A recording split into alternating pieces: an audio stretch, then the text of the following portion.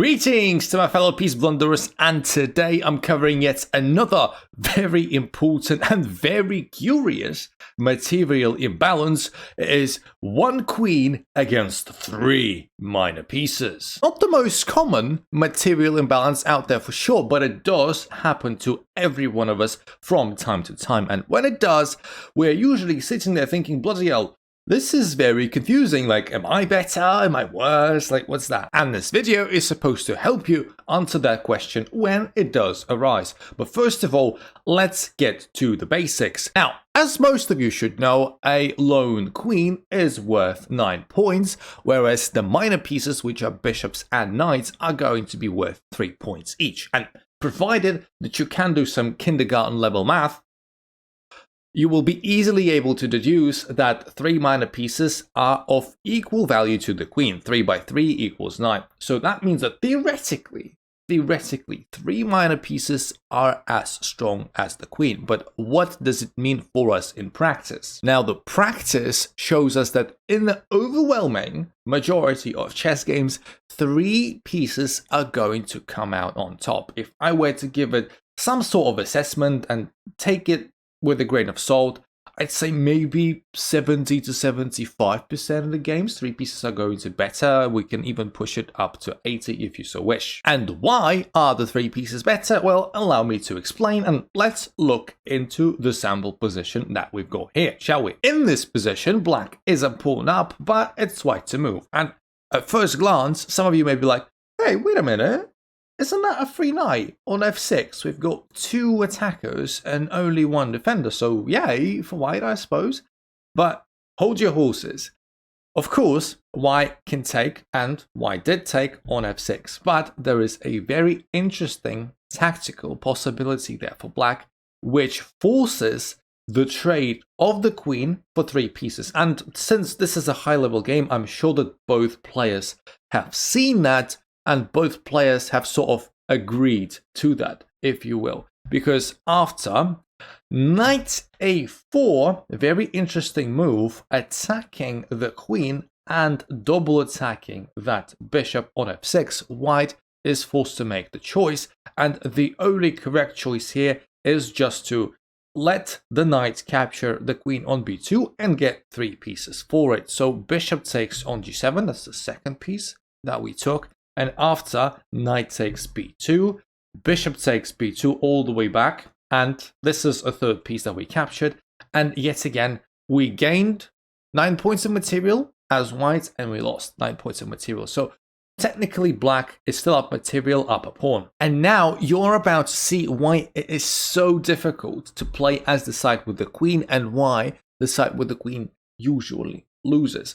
You see, let's forget about the quality of the pieces that players possess for a second. I know it's an important factor, but let's forget about it. Black's got 1, 2, 3 pieces, whereas white has got 1, 2, 3, 4, 5 pieces, right? Considerably more. And if we can imagine a position where white gets to untangle a little bit, coordinate the pieces better, these pieces that white has got now are, I guess, okay, but they can be much better. For example, this rook needs developing. The rook is so far not doing much apart from defending the bishop on a2. The knights are what we call superfluous knights. The knights are covering each other's bases. It's better when you don't have this situation, when you have knights controlling different squares, so they control bigger array of squares. And yeah, the bishops, this bishop is absolutely fine, whereas the light squared bishop also may need some improving. So, if the white pieces achieve their optimal position and they start targeting black's weaknesses one after another, for example, the obvious suspect of that is the pawn on d5, which is an isolated pawn, and it's a pawn that it needs targeting because it's a passed one. White will prevail simply because he has more pieces to attack with. Even if black decides to redirect all of his arsenal to just defending this d5 pawn, it will not be enough. 5 is more than 3. In that sense, you could say that white possesses what we call static advantage. White would really like the position to now become very slow, very positional, very strategic, with lots of piece maneuvering, because white does have a lot of pieces that he would like to maneuver around with, whereas black possesses what we call a dynamic advantage. Black really wants to attack as many things as possible, and black wants to disturb white's plan of this slow build-up. And experience shows us that most chess positions that arise from these exchanges, where we've got a queen versus 3 minor pieces, most positions like this one, they tend to favor the side with a static advantage. In this case, it's white, because it's very difficult for the side with a dynamic advantage, the side with the queen, to attack a lot of weaknesses, because usually there aren't that many weaknesses. If we look at this position, white's pieces are slightly passive, as I've alluded to before, but the upside is that they're very well defended. Look, they are working in unison almost to protect each other. We've got these superfluous knights that I was talking about. Well, the upside to the superfluous knights is that they're defending each other, right? We've got rook defending the bishop, we've got bishop defending the knight, pawn defending the knight. The king is very safe, so there aren't any tricks with checks. King safety is also very important. The side with the queen is more likely to prevail when the king is weak, but in this case the king is not weak. The only sore thumb in white's position is maybe that pawn on a4. Okay, the bishop on b2 is not defended either, but that's for now. White doesn't have really many weaknesses that black can exploit, so no matter what black does, it seems like it's going to be very hard. Now, black, of course, will do their best to try and force something, to make something happen, and black starts with queen a4, attacking that undefended pawn. But the reaction to that move is going to be quite easy, it's quite straightforward from white's perspective, just bishop c3, defending that pawn. And it's, one weakness fewer for white already. Black can continue pushing their agenda with queen a3 now, attacking that undefended bishop. But white has a brilliant move in their locker, a very clever move, the move that some of you guys will not see because it's a retreating move and not a lot of people like those kind of moves. Knight b1. Knight b1 defends the bishop and also gains tempo on the queen. A very nice move. White is slowly but surely improving their position, untangling their pieces a little bit, making them more coordinated and getting rid of weaknesses, whereas black is having to make a third queen move in a row, and it's not very exciting one. Queen a2. A queen move was necessary because the queen was attacked, of course, needed to move. And it's another very important point. Whenever you're on the side with the 3 pieces, it's usually very easy to harass your opponent's queen. Your opponent doesn't have as many pieces as you do, and your quantitative advantage is usually very good because the pieces can attack the queen and they're usually defending each other, so the pieces are not hanging, it's very good. And now white makes another very good developmental move with knight d4. It does stunt the bishop a little bit temporarily, but it's okay. The point of knight d4, first of all, d4 is a very good square for the knight. It attacks the pawn on b5. But the main purpose is that we want to protect this bishop on e2 so that we get to untangle our rook. We get to place our rook someplace else, most preferably on d1, where it attacks the pawn on d5 and fights for the semi-open file. A very good concept. For black now, the best move is a very clever move. I like this one very much. Rook e4. It's not helping black too much, really. Black is still kind of losing, but very good idea, because if you play rook d1 now, first of all, just to address this, if you take on e2, rook takes c2, knight takes c2, queen takes c2, it seems like from black's perspective, like, whoa, not too bad, huh? I captured 2 pieces for a rook, usually a good thing to do. What about rook e1? Very sneaky move, very interesting. The rook is defended by the bishop, obviously, and it's basically threatening mate, because the queen is attacked, and the rook is threatening to go to e8, and all of these squares are controlled by white's bishop, so black is forced to give away the queen to avoid mate, and in this position, white is winning, of course. That's not the idea, though. I was just showing you why black should not be very excited about capturing an e2. The idea is actually far more interesting than that. Rook takes d4 now.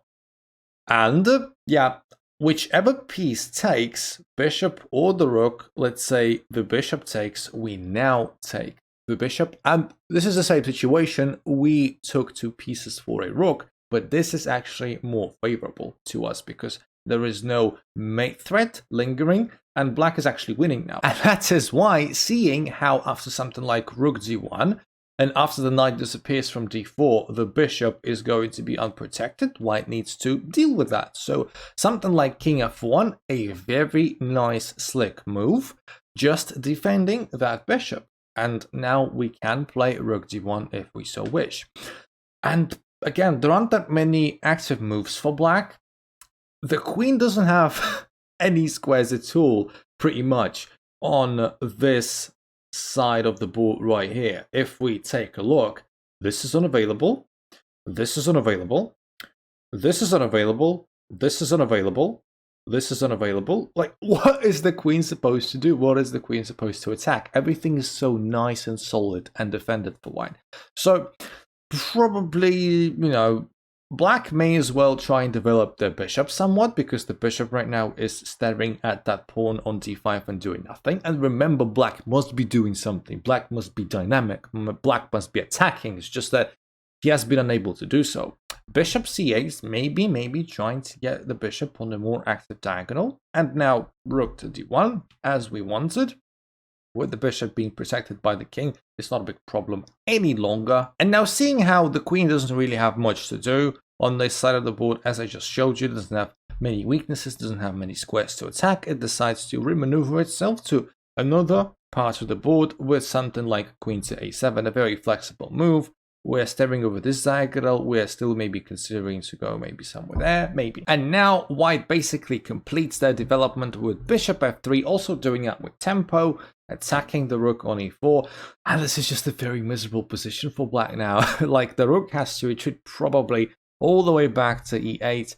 And just look at this. I know the b1 knight doesn't look very sexy at this point, and the c3 bishop is a bit stunted, but what we can agree on is that white did manage to develop the pieces a bit more, to coordinate them a little bit better, and they are about to pounce on some of those weaknesses. Remember that this pawn is still hanging.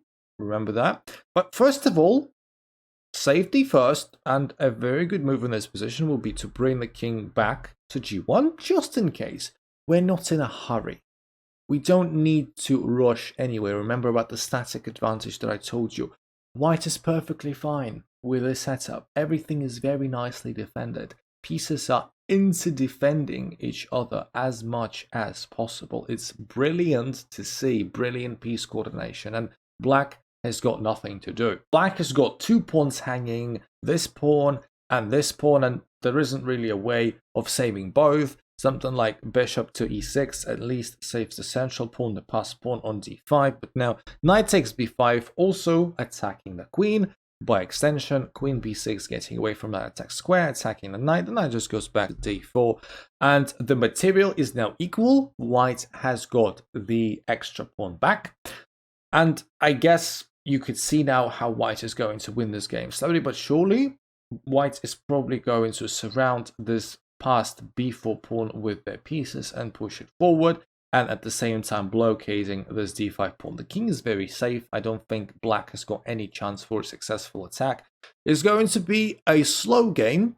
It's going to be a game that is not going to be 1 in 10 moves, but white isn't really looking for that either. White is better here, according to the engine, pretty much winning with +1. And yeah, I would take white here, of course. I guess most of you would as well. And for our second example, I'd like to show you actually a game of my own that I played, a very serious game in a big tournament, a slow game over the board, all that stuff. And this is a very interesting example of how the queen can sometimes win against the 3 minor pieces, at least be better against the 3 minor pieces. But that's the point. Even if the queen technically stands better, it's very hard for the side with the queen to play sometimes, and it's very easy to screw up, just like I did in the game. Let's see. As you probably guessed, I'm going to be white in this position, and we play the Sicilian, and I always like playing against the Sicilian because I like playing the Smith-Morra. Even in tournaments, it doesn't faze me, and I know a lot of theory in the Smith-Morra. This is all preparation. The first 18 moves were pure preparation and theory knowledge. I played 18 moves perfectly, absolutely perfectly. I knew everything, which I was very proud of. Didn't help me win the game though. So all of this is still theory. All of this is still theory. Queen c7 is a move that is slightly worse than the main line, but it's okay. Now, knight e5 is a known inaccuracy. You can even call it a mistake for black here. I knew how to deal with that. There is a very interesting idea of bishop takes the knight on e5, d takes e5, and now a nice piece sacrifice, which basically launched the queen versus 3 minor piece imbalance, bishop b5 check. And the idea is that, I'm not going to dwell on it too much, but the idea is that after a takes the bishop on b5, which is the best move and the way it's supposed to be played, knight takes b5, attacking that queen, queen b6, a very good move, probably the best move. And now rook 8 c1. You see how the queen is defending the knight, so it's not a big deal. And we are preparing this nasty little fork here. Rook b8, all of it is still theory, all of it is still nice. Rook b8 trying to save the rook from that fork, allowing potentially a check. And black is probably not castling, maybe. But now, not delivering that check. Knight takes c5, we take the pawn. We're still 2 points down on material, but it's still okay. Knight f6, still very good. Knight c4, still prep, attacking that queen, and the best move. And kudos to my opponent for going for it. The best move for black in this position is to sacrifice the queen for the 3 pieces. Is just to take the knight on b5, which has been now undefended. When queen takes knight on b5, the position is winning for white. It's +2. Any other move that black can make here trying to save the queen is going to be +6 and worse. So very good vision by my opponent. Queen takes b5, and of course the idea is now that the queens are lined up, we can deliver this check with the knight on d6. Discover attacking that queen, and now bishop takes d6, queen takes b5 with check, and now bishop d7 blocking.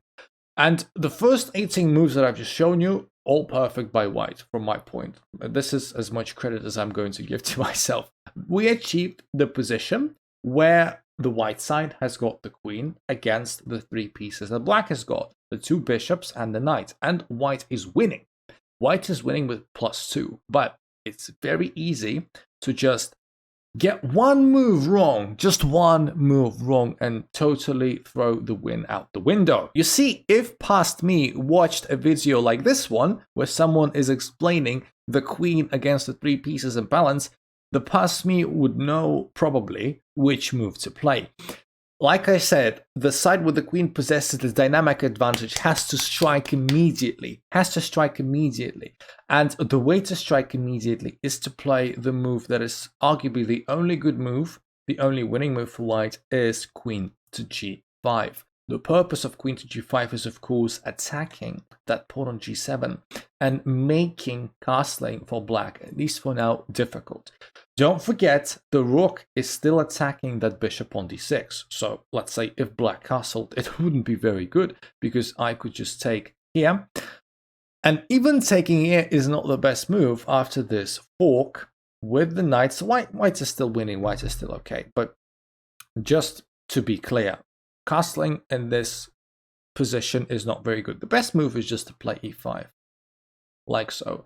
Forking the bishop and knight, and, you know, the bishop can't take, the pawn is defended, and the rook is skewering both bishops. So right now, the position for black is definitely falling apart. So no castling here for black. And this was exactly the idea. We don't want black to castle. I played something tremendously stupid, and because of the move that I played, in one move, I lost all of my advantage, and I lost the game in the next, I want to say, maybe 15 moves. It was very miserable. Bad on me. I played queen d3. Now, don't even ask me why I did it. It was some time ago. I don't remember, but if I were to guess, I guess I just wanted to create a battery, and I really liked the look of all of this, but in reality it does literally nothing, and this is why I lost. Black can actually now play a very interesting, and the only move that is good in this position, maintaining the equality. In this position, white is just about slightly better. It doesn't really matter anymore. White isn't winning. Bishop f4, getting the bishop away from trouble and attacking my rook on c1. And now I played rook c3. I guess I wanted to maybe at some point play a rook lift. Maybe. And black just castles now. And I was looking at this position. I remember the feeling that I got looking at this. And I'm like, I just bloody bottled it. What am I supposed to do now? I have 2 rooks and a queen and that's it. Okay, I have an extra pawn, but everything is so well defended. King is perfectly safe. The rooks are connected. The knight is protecting the bishop. This bishop is safe. Like, the pieces are very well coordinated. There aren't any obvious weaknesses, and I just fell apart. The engine will tell you again that this position is equal, slightly better for white, but in practicality, oh boy, I wouldn't want to take white here. And Jesus Christ, I so regretted having white in this position when it occurred on the board. It just thinking about that position gives me the creeps. And this is the lesson that we should be taking here. If you just happen to be the side with the queen, you can sometimes win, but that is only if you're able to timely take advantage of black's weaknesses. Because as opposed to the first position that I was showing you, like this position, the notable difference is the safety of white's king, something that I mentioned before. This king is castled and very safe. In this position, the king wasn't castled yet. So had I played something like queen g5, it might have been a different story. It might have been a position where I was just about able to utilize my dynamic advantage and start targeting some of black's weaknesses one after another. After all, I do have brilliant rooks. And this rook isn't doing anything, this rook isn't doing anything. So yeah, please let me know in the comments below if you had any memorable positions in this setup. If you just so happen to find this video useful, please like and subscribe. Follow me on Twitch. I stream Wednesdays, Fridays, and Sundays. Find me on chess.com. Join our Discord, all that good stuff. And I'm going to talk to you very soon. My favorite unintentional gambiteers. Love you all. See ya in the next one.